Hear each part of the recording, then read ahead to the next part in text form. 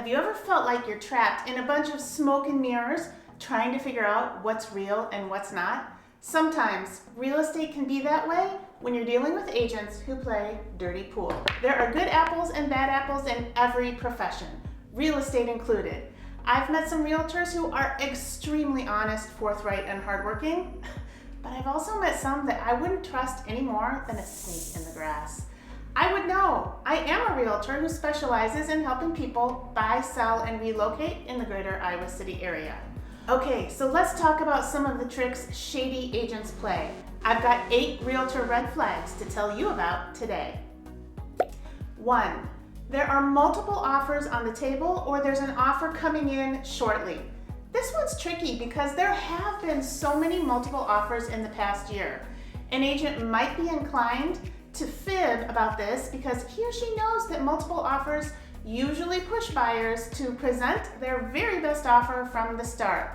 I feel a little bit suspicious about this one when I'm writing an offer on a house that's been on the market for a while and then suddenly it has other offers coming in at the same time I'm writing one for a client. Right. Maybe you think you'll use an escalation clause to try to mitigate this risk. Well, make sure you have the right to see the other offer that triggered your clause to make sure it's legit.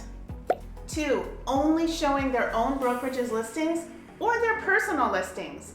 Do you have an agent who always tells you that the house listed by other brokerages or other agents are unavailable or under contract? Really? Really? Maybe he or she has a financial incentive to sell in-house listings. And that agent definitely has an incentive to push his or her own listings. On the flip side, what about an agent that has a house listed but makes it impossible for any other agents in his or her MLS to actually schedule a showing for days and days on end? And then suddenly, poof, the house is sold. Surprise, surprise. Guess who the selling agent is? Yep. Do you think that that seller got the very best offer for their house? I guess we'll never know because the listing agent essentially blocked every other agent from giving their clients a chance at it. 3. Misrepresentation. An agent's job is to sell the house. I get that. However, sometimes agents will present a house in a way that is so far from the truth to get buyers through the door that it's laughable. For instance, how about calling a room a 3rd bedroom when it doesn't meet the requirements? Things like minimum square footage, 2 ways of egress, minimum window size, stuff like that. It would have been nice to know that it was a non-conforming bedroom before scheduling the showing. What about calling it a totally remodeled house that really has only seen a sloppy paint job and a couple of cheap light fixtures from the local big box store? A newer roof that turns out to be 16 years old? Newer than what? A dinosaur? 4. Price manipulation. If you're talking with an agent to list your house and the listing price they suggest to you seems to be too good to be true, it probably is. It's not uncommon to run into some sellers who think their house is worth way more than it actually is. A shady agent will feed into that knowing that they'll be able to work the seller down on the price later after a lot of wasted time and energy on that seller's part. The problem is that houses that have price reductions generally sell for less than if they had just been priced appropriately in the first place. So, has that agent done the seller any favors by agreeing to a ridiculous price without trying to introduce that seller to reality?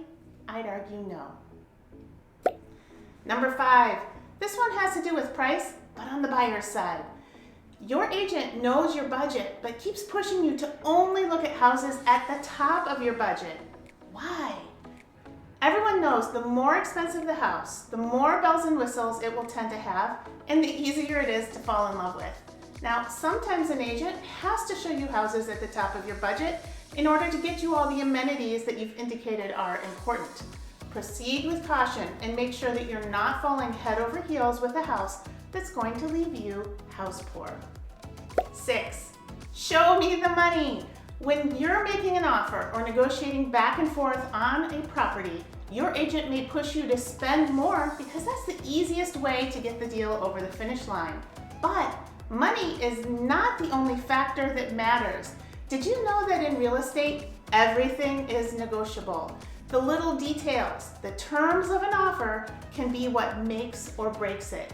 Yes, money matters to many sellers, but if your agent hasn't helped you explore everything from deadlines to inspections to closing dates to rent-backs and more, he or she may not be giving you all of the options, and that could cost you more money when you might have gotten an accepted offer with terms that didn't necessarily hit you in the wallet.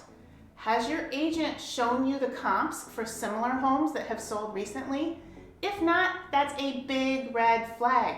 How can you write a reasonable and competitive offer if you haven't seen the data? Number 7, poor communication. We're not using smoke signals or the Pony Express to communicate anymore. Poor communication is an issue for every player in a real estate transaction. Buyers, sellers, other agents involved in a transaction, the lender, and affiliates. If your realtor is playing hard to get, ask yourself, why?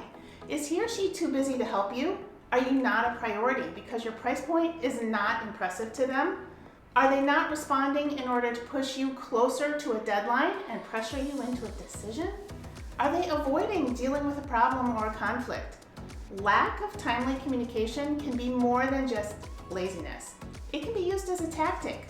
Whatever the reason, poor communication is super frustrating, unprofessional, and causes no end of problems in real estate transactions. 8, keeping secrets. Disclosure is a big deal in real estate. Agents are required to disclose all relevant information, material facts that they know about the property, such as defects and hazards. This includes latent defects, which is a fancy way of saying problems that are hidden to the eye. They are also obligated to discover facts that a reasonable person would find important in making a decision, regardless of if they are favorable or unfavorable to the outcome of that real estate transaction.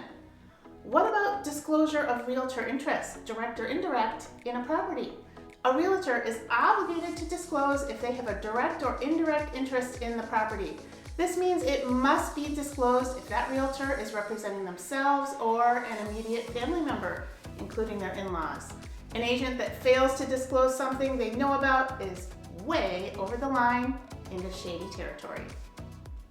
I don't want this video to turn into a way for people to hate on real estate agents. My intent with all my videos is to educate people about real estate to help them make informed decisions. Most agents I deal with are good, hardworking people doing their best to represent clients. But like any profession, there's a short list of players that make you go, ugh. Tell me about your experiences with real estate agents, either solid gold or shady shysters, in the comments section down below. Hey, it's been fun, and I'll catch you later.